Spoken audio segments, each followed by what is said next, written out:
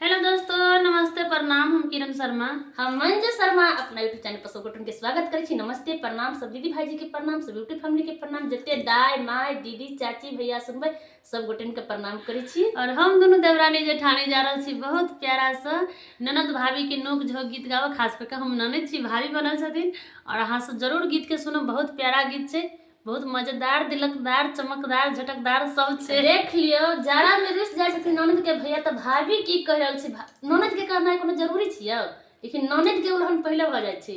त ननद के भाई कहलखिन भैया भाभी जे चोरा के दे छथिन भाभी के, तखन नहीं कह जाय छथिन ननद के हां हमरा ई चीज देलक। तब जखन रुस रहे छै तखन ननद के जरूर पड़े छै। देख लो ननद ओहने छथिन ना, जवाब दे वाला तैयार छथिन। कोनो एहन नहीं छै जे ननद छोड़ देथिन। आवाज से लगैत है हम कते बदमाश छियै न, भौजाई बनल छी ना। बहुत बदमाश छी, जेठानियों के नाम पर कलंके छी, एते बदमाश छी। बहुत गीत के माध्यम से हम सब सुनावा जा रहल छी। देखबे कते प्यारा से गीत है। जरूर लेकिन जीतथिन ना, नहीं दे भाभी नहीं जीतते, जरूर अहाँ देखबे।